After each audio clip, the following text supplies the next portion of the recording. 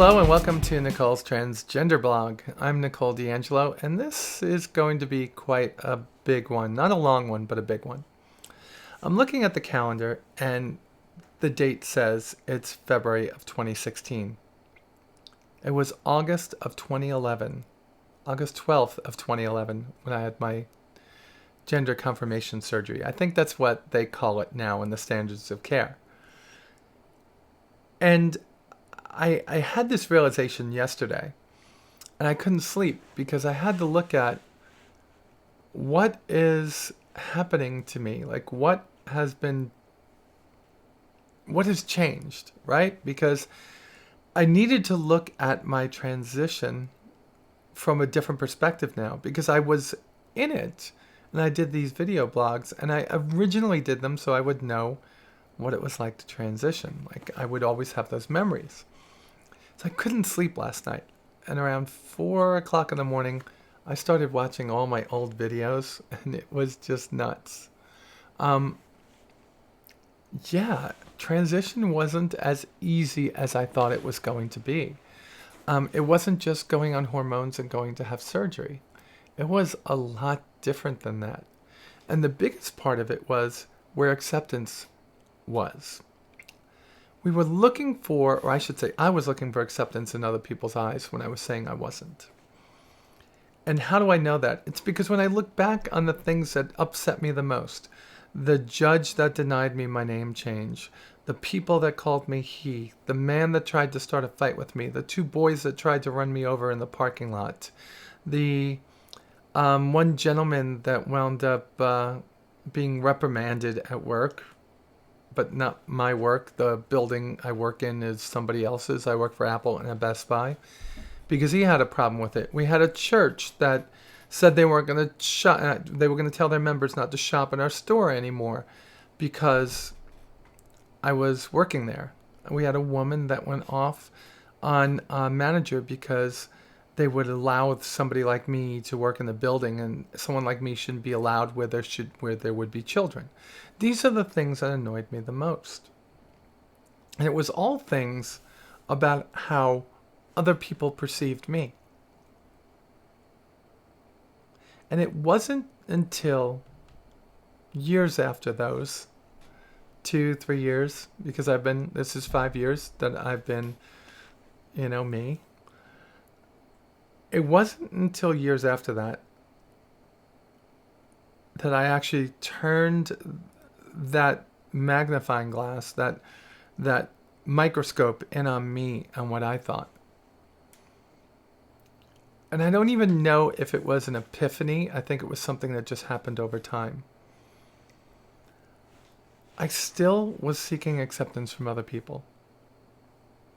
I was hoping that my ex would be my friend again. I was hoping my brother would come along. I was hoping that people would just stop calling me he. But once I put it to rest, once I looked in on myself and felt at peace, things started to get better. And I started to clear my head. And I started to come out of these doldrums. I didn't get depressed. I didn't blame everything on the outside on my being transgender. Some people do that. They don't get a job, they don't have friends, they don't have dates because they're transgender. It's cloudy outside because they're transgender. They can't find clothes because they're transgender. And let me tell you, I'm 6'2" and I have a size 14 foot, women's, and I find clothes and shoes. So I think it's that you really need to go through that suffering to find yourself and then to be at peace. So now when I look at me 5 years in the future from transition, and I look at this time when I was doing my countdown to SRS, to GRS, to GCS, it was called all those things in the last 5 years. Sex reassignment surgery, gender reassignment surgery, now gender confirmation surgery. I look at what my attitude was and how I was blind to what I was going to face, and then thought that my troubles that I was facing from other people were the worst. only to realize that the troubles I was facing from inside me were the worst. Today, I'm doing much better at work than I was during transition. Why? It doesn't freaking matter. I am who I am. People could say what they want. Does it annoy me at times? For different reasons. Not for the reason of, that person didn't accept me and they keep on calling me he, but, wow, that guy's mean. I'm not going to talk to him. Different, right? So I was able to clear up a lot of those things that were in my brain and start to look at myself and say, all right, you're here and you want to get here. How are you going to do that? And I started working on plans. And all of a sudden, I was just a woman and not a transgender woman that was looking for people to accept them. So today, where am I at? I'm full-time back in school. I originally attended school, a failed attempt at attending school, back from 1984 until 1991. Went to a small college on Long Island called Dowling College. I think it's a little bit bigger now. I think it's split into two parts. I think there's the National Transportation College over at Brookhaven Airport in Shirley, and the college that I went to over in Oakdale. Wow, 29 years and I forget things. But I didn't do well. Now I could give you a million excuses. I had 3 jobs. I did. I worked for my uncle and my cousin, my aunt, uncle, and cousin's pizzeria, probably about 40 to 45 hours a week. I worked as a bartender 2 days a week, and I was in the U.S. Naval Reserve, and then the United States Marine Corps Platoon Leaders Corps, which was a fail on my part again. I went for aeronautics, and I can tell you this, that everything that I did in that school and every failure I had related back to me being transgender. I'm not blaming it. I'm blaming me because I let it get away from me. And what do I mean by that? There wasn't a day in my life I wasn't thinking about this. There wasn't a day in my life I wasn't hoped to wake up and look and feel like this. Well, I actually hoped that I wouldn't have to go through transition, that God would just send a lightning bolt down and turn me into a female. But I did it the hard way. But still, there was so much that weighed on me from this. So that first time through college, 1.56. Well, it's not fair. It was more like a 2.7, but because I had 2 semesters of failure at a community college before I went to Dowling, that carries forward. So I started college in September of this year. What sparked that? Well, many things. I've been thinking about going to school for quite some time. I made every excuse I could. I don't have the money. I don't have the time. I failed at college before. I'll fail again.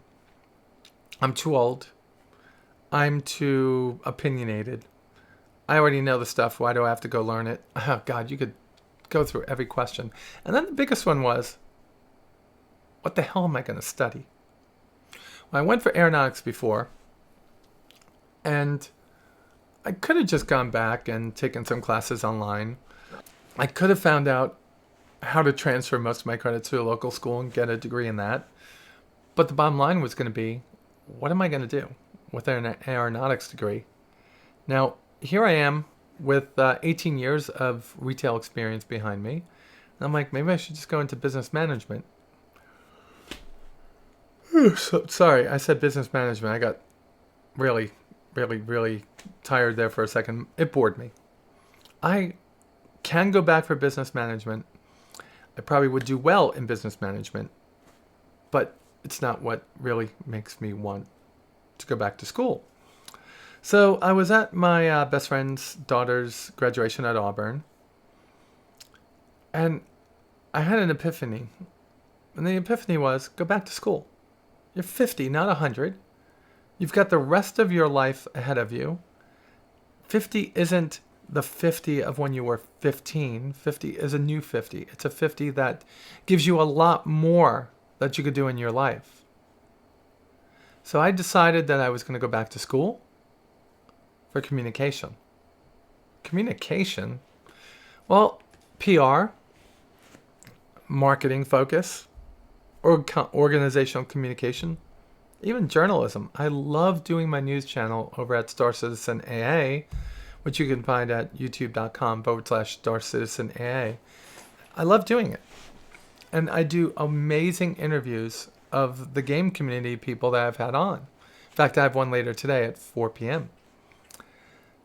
And that's what I did. So I broke through that barrier because I broke through that barrier. The second hurdle was one that everybody would have. The first hurdle was because I was fighting so much to accept myself.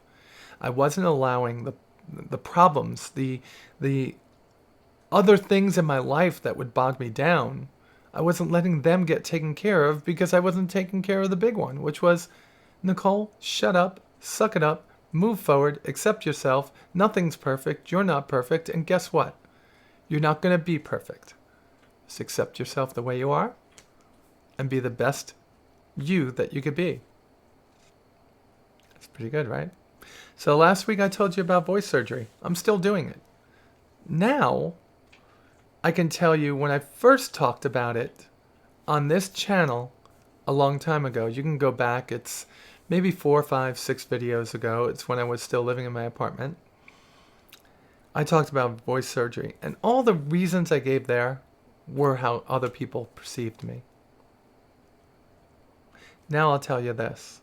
I've tried the he's, the ha's, the ho's, the Cathy's, Cathay Perez, I can't remember all the names. I've tried all these other things. And they didn't work for me.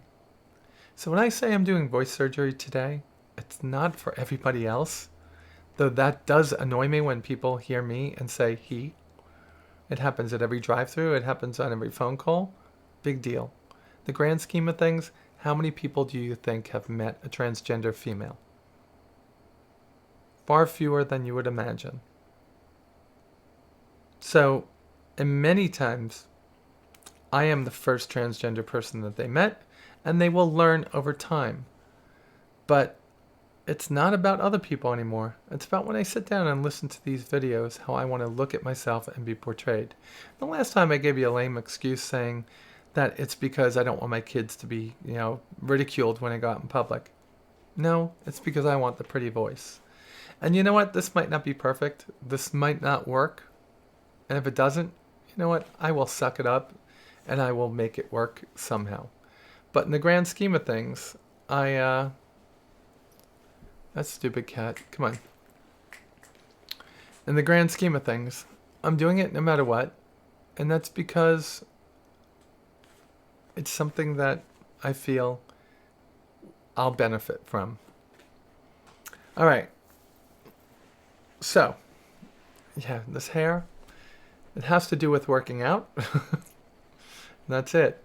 The only other things that I've fought with over the last couple of years have been hormone imbalances, of course, the last 5 years, because gotta keep throwing a dart at a board, and eventually you'll get to where you want to be. I fought with weight. Who would have known that taking out testosterone and being on mostly estrogen would change your metabolism so much? But I got my weight back down.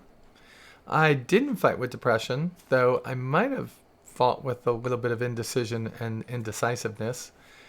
And I fought a lot with monetary problems, and that was mostly because of my lack of financial discipline, which is something that I have corrected, hopefully.